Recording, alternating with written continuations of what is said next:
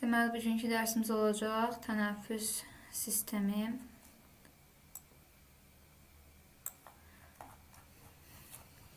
Bax. Qan damarı keçdik.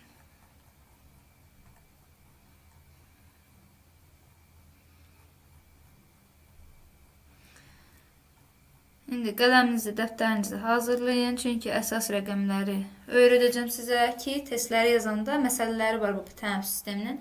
O məsələləri yazanda sizin üçün daha rahat olsun. Deməli, tənəffüs sistemindən danışanda, tənəffüs sistemi təkamül dövründən artıq inkişaf eləyə gəlir. Həşəratlarda məsələn tənəffüs sistemi traxeyalardan ibarətdir. Daha sonra balıqlarda qəlsəmələrdən, insanda, məməlilərdə isə artıq ağciyərlər əmələ gəlmişdi və məməlilərdən deməli bir də alveollar əmələ gəlməyə başlayıbdı. Tənəffüs sistemindən danışanda deyəcəyik, tənəffüs sistemi hava aparıcı yollardan və ağciyərlərdən ibarətdir.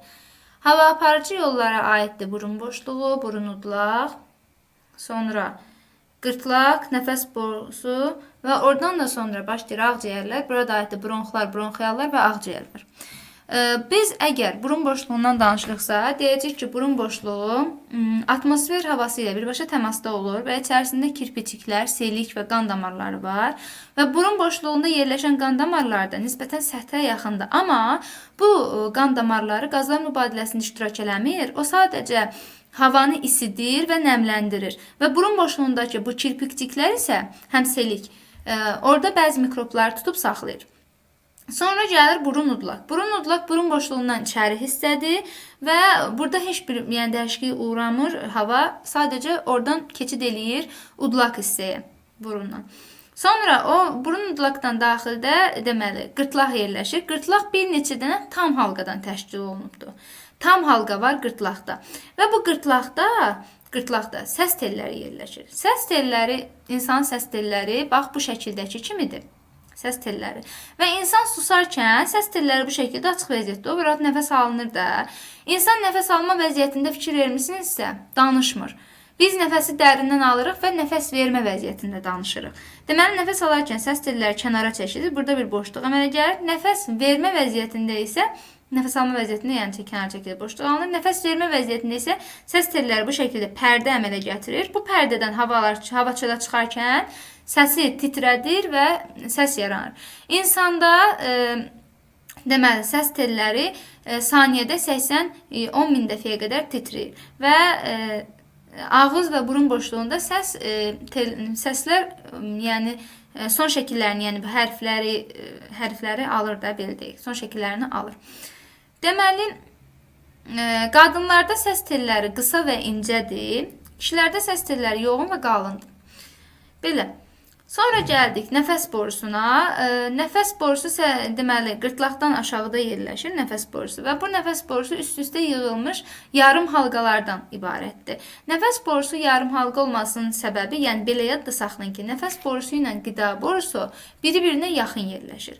Nəfəs borusu elə bir ki, bir dəqiqə, belə deyək də, bax qırtlaq elə bir ki, qırtlaq belə bir tam halqadır. Bu qırtlaq üçün rahatçılıqdır, yəni. Bu halqanın buradan çünki qida keçmir. Amma o ki gəldik bura nəfəs borusuna, yəni traxeyaya. Traxeya ilə qida borusu yan-yana yerləşdiyi üçün avtomatik traxeya yarım halqalardan ibarət olur ki, qida buradan keçərkən yaralamasın bədəni. O yarım halqanın içərisindən sürüşə-sürüşə keçsin. Bax bu yarım halqalardan beləcə təşkil olunub, yadda saxlayın. Traxeya ilə qida borusu da yan-yana yerləşən iki borudur. Sonra deyirik ki, traxeyada kirpikli hüceyrələr var və orada selik ifraz olunur ki, burada zərərli maddələri tutub traxeyada. Traxeyada da yəni karbon-oksigen mübadiləsi getmir. Sonra gəldik bronxlara. Bronxlar traxeyadan aşağıda yerləşir, davamıdır və sağ və sol ağciyərlərə daxil olur bronxlar və bronxiallara, sanki üzümün o hissələri kimi də bronxiallara şaxələnir. Bronxialların öcündə əlbəttə ki, alveollar, yəni hava qovuqçuqları yerləşir. Alveollardan danışarkən, bax, alveollar bulardır. Alveollar hərəsi tək qatlı epiteldən ibarətdir. Yadınızda qalsın, bir ağciyərdə 350 milyon, iki ağciyərdə isə 700 milyon alveol var.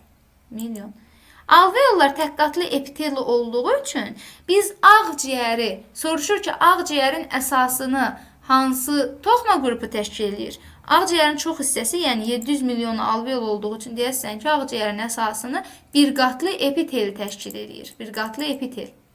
Çünki yəni əsası alveolda, alveolda bir qatlı epiteldir. Alveollar qazlar mübadiləsini həyata keçirir. Qan kapillyarları ilə zəngindir. Baxın, belə şəbəkələr, qan kapillyarları var və zəngin qan kapillyarlarından ibarətdir.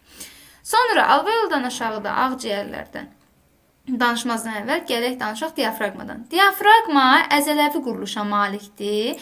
Ağciyərdə əzələ yoxdur. Bir orqan olaraq ağciyərin əzələsi yoxdur. Ağciyərin ətrafında qabırğarası əzəllər və diafraqma var. Ağciyərin bu yığılıb boşalmasını, havanı doldurub çıxarmasını bunlar həyata keçirir.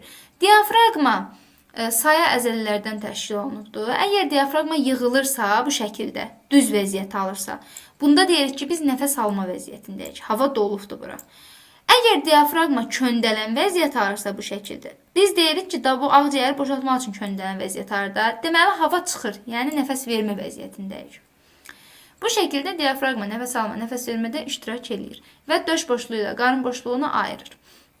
Qazlar mübadiləsinə gələk. Gələk qazlar mübadiləsi. Deməli, ağciyərlər, yadınızda qalsın ki, sağ ağciyər 3 paydan, sol ağciyər isə 2 paydan ibarətdir. Sağ ağciyər 3 paydan, sol ağciyər 2 paydan ibarətdir. Və hər ağciyərdən ürəyə də demişdik ki, 2 damar gedir. Nəfəs alarkən ağciyər hava ilə dolur. Və aldığımız havanın tərkibində, bu nəfəs alma, nəfəs verməyə qayıdacağım. Hələ ki, bu qazları izah eləyək, qazlar mübadiləsini izah eləyək. Deməli, nəfəs alma vəziyyətində qazlar mübadiləsi gedir. Bax, belə deyək. Buranı silək, birinci. Qazlar mübadiləsini izah edək. İnsanda, normalda insan 500 milli hava qəbul edir. Hal-hazırda mən normal nəfəs alıram, bu 500 millidir. Normal halda insan 500 milli hava qəbul edir. Buna deyirik dəyişən hava. Dəyişən hava. Və biz karbon oksigenin miqdarını çox zaman, yəni 90% əgər əlavə bir ehtimal verməyibsə, 500-ə görə hesablayırıq. Sonra biz əgər dərindən nəfəs alırıqsa, onda 1500 milli hava uduruq. Çox qaçanda məsələn dərindən nəfəs alırıq. Ya da bir çəkəndə bir dərindən nəfəs alırlar da, 1500 milli hava uduruq. Biz əgər dərindən nəfəs veririksə, 1500 milli də hava xaric edirik. 1500 milli. Hava xaric edir. İnsan normal halda 500 hava qəbul edir, 500 hava xaric edir. Amma dərindən nəfəs alanda 1500 hava qəbul edir, dərindən nəfəs verəndə də 1500 hava xaric edir. Sualda deyir ki, insan dərindən nəfəs alıb, dərindən nəfəs veribsə, nə qədər hava xaric eləmiş olur? Baxıram ki, mən dərindən nəfəs alana qədər bu, yəni 500-ü, 1500-ü qəbul elədi bədənə, dərindən də nəfəs veribsə, həm bu 500-ü çıxardacaq, həm də bu 1500-ü çıxardacaq. Yəni 3500 hava xarici çıxarılmış olacaq. Yəni xarici çıxarılmış olacaq, yox, daha doğrusu mübadilədə iştirak eləmiş olacaq, mübadiləyə girmiş olacaq. Bu şəkildə 3500 dərindən nəfəs alıb, dərindən nəfəs verdikdə 3500 hava iştirak edir bu prosesdə. Bir də qalıq hava var. Qalıq hava. Qalıq hava isə 1000 kub millidir, 1000'dir. Və bu qalıq hava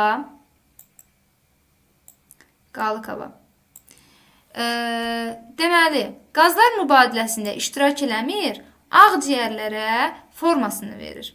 Ağciyərlər biz anadan olanda müəyyən bir dərindən nəfəs alaraq ağlayırıq uşaq. Bax, o zaman 1000 kub milli hava udur və ağciyərlər müəyyən bir formanı alır. Sonra da ölənə qədər bu 1000 kub hava ölənə qədər gedir bu adamda. Yəni qazlar mübadiləsində iştirak eləmir, heç bir şeydə iştirak eləmir. İndi bax, burada ağciyərin ümumi tutumu dedikdə 3500 deyəcəksiniz. Daha doğrusu ümumi həyat tutumu dedikdə 3500 deyəcəksiniz. Ağciyərin ümumi tutumu dedikdə isə 4500 deyəcəksiniz. Çünki həyat tutumu deyəndə artıq orada mübadilədə iştirak edənləri nəzərdə tutur. Amma ümumi tutum deyəndə qalıq havanı da ora biz əlavə edirik. Hansı ki, qalıq hava heç bir mübadilədə iştirak eləmir. Sadəcə ağciyərlərə formasını verir. Bu şəkildə dəyişən hava var, dərindən nəfəs aldığımız hava var, dərindən nəfəs verdiyimiz hava var, qalıq hava var. Bu belə. Qrafiklərdə də buna uyğun hesablamalarınızı aparırsınız. Sonra ağciyərlərdə oksigen mübadiləsi alveollarda, yəni ağciyərin daxili hissəsində baş verir. Ağciyərin xarici hissəsi döş boşluğu ilə. Onun arasında bir plevra qatı var. Bu plevra qatı, plevra özü, birləşdirici toxumadan ibarətdir. Plevra ilə döş boşluğu arasında plevra boşluğu yerləşir. Bax, bu plevra boşluğunda oksigen olmur, O2 olmur, amma maye olur. Maye olur ki, ağciyər burada hərəkət elədikcə döş boşluğunda nəfəs alıb verdikcə sürtünmə yaranmasın. Yəni, sürtünmə yaranıb qızışma, alışma baş verməsin. Bu şəkildə plevra mayesi işini görür. İndi gələk. Nəfəs alma, nəfəs vermə vəziyyətlərinə. Deməli, insan nəfəs alarkən təbii ki, döş boşluğu genəlir və qabırğarası əzəlilər də diafraqmada yığılır ki, döş daha geniş olsun və deməli, döşdə təzyiq artıq azalmış olsun. Aşağı düşür, bəli, təzyiq azalmış olsun. Yəni, atmosfer təzyiqi düşmüş olsun və nəfəs alır insan. Sonra artıq qabırğarası əzələlərlə diafraqma boşalmış vəziyyətə keçir, əzələləri və ağciyəri havadan boşaldır. Yəni, havanı nəfəs vermə ilə xaricə biz veririk. Nəfəs vermə vəziyyətində isə təbii ki, müsbət təzyiq əmələ gəlmiş olur. Yəni, ağciyərlərdə təzyiq artır. Alveollarda karbon qazının miqdarı artmış olur və qazlar mübadiləsi də nəfəs alma vəziyyətində baş verir. Bu şəkildə. Bu da nəfəs alma, nəfəs vermə. Mənfi təzyiq harada baş verirdirsə, əlbəttə ki, dərsən ki, nəfəs alma vəziyyətində. Çünki demədik, döş boşluğuna təzyiq aşağı düşür. Mənfi təzyiq əmələ gəlir. Bu belə. Gələk indi buradan. Bax bu hissəyə. Bax, dedik ki, insan havadan karbon qazını, deməli, oksigeni, azotu və digər təsirsiz qazları udur. Dedik ki, normal halda insan 500 milli hava ilə nəfəs alır. 500 milli ilə. 500 millinin tərkibində 21% oksigen udur. Yəni 500 millinin tərkibində 21% oksigen nə qədərdir? 105 milli. Deməli 105 milli oksigen udur insan bir dəfə nəfəs alanda. Bu 105 millinin 16%, yəni 80 millisini təzədən qaytarıb havaya verir. Demək, qana nə qədər keçdi? 5%. 5%. Yəni 25 milli.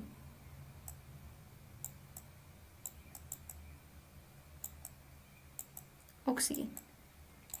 21% udub 16% verəndə deməli, ağciyər kapilyarlarından qana 5% oksigen keçir. Yəni 25 milli oksigen keçir.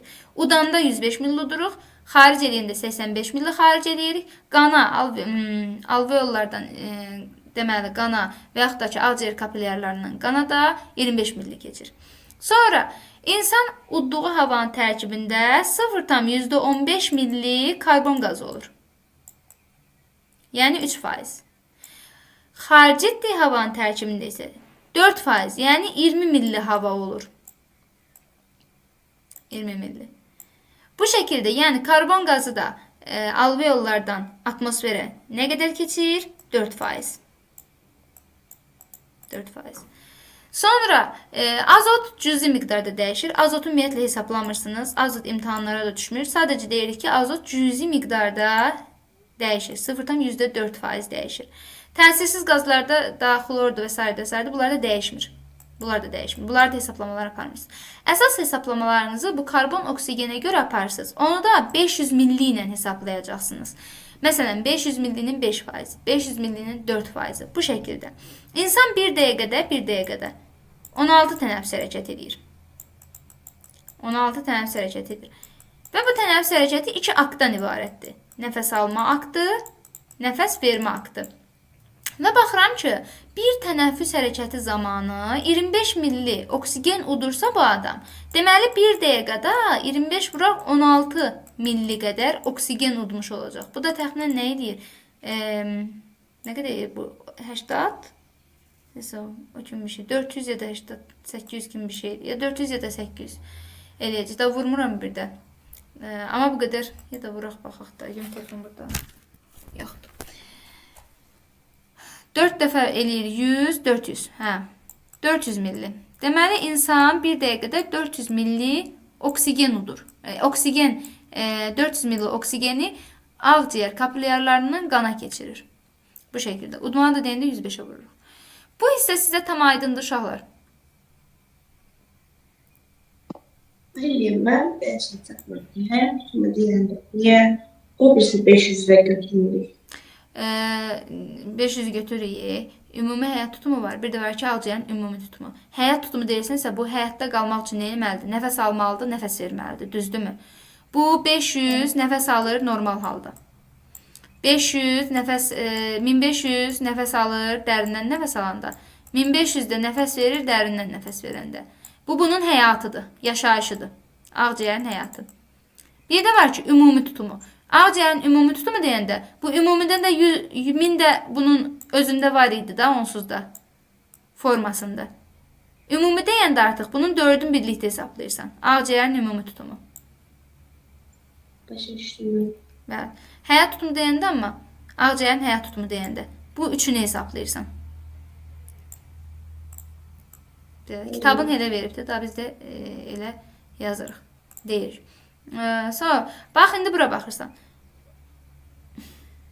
Dərindən nəfəs verəndə, dərindən nəfəs alanda, sakit aldığın üzərində, sakit nəfəs vermə, sakit nəfəs alanda.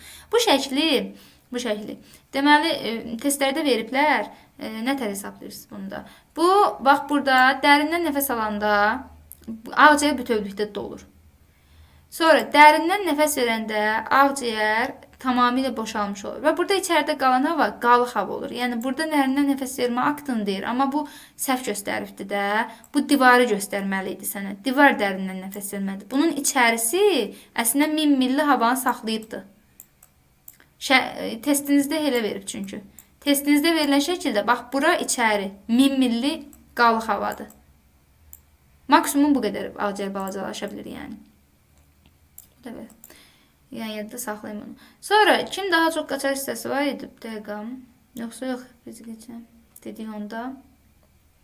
Tənəffüs orqanlarımızı qoruyaq. Yəni, tənəffüs xəstəliklərindən danışaq. Tənəffüs xəstəliklərimizə aiddir əlbəttə ki, virus xəstəlikləri və bakteriyal xəstəliklər. Deyək ki, kolbasının quruluşu ilə, Louis Pasteur kolbası budur. Burada quduzluğa qarşı vaksini kəşf edilmişdir. Amma burada heç nə yoxdur. Nəysə, tənəffüs orqanlarımızın xəstəliklərindən anginadan testlərə ən çox düşür. 38-39 dərəcə qızdırma nə vaxt baş verir anginada və badamcıqlar üzərində qızartılar nə vaxt baş verir? Ağ nöqtə və qızartı. Angina hamımız tutuluruq da, boğazımız yara tökürük. Bax o, yəni boğazımız ağrıyır, o ağrı anginadır. Limfa düyünləri də şişir. Burun iltihabı, renit. Burun iltihabından əvvəlcə açıq sarı, sonra yaşıl rəngli, yaşılımtı rəngli, deməli selin axması. Bax bu hissə düşür imtahana. Buna uyğun bilirsiniz ki, burun qişalarının iltihabı baş verib, renit baş verib, yəni. Laringit. Laringit deyəcək qırtlaq iltihabıdır. Laringitin əsas əlaməti, bax bu əlamətləri düşmür. Laringit haqqında sadəcə bu cümlə düşür.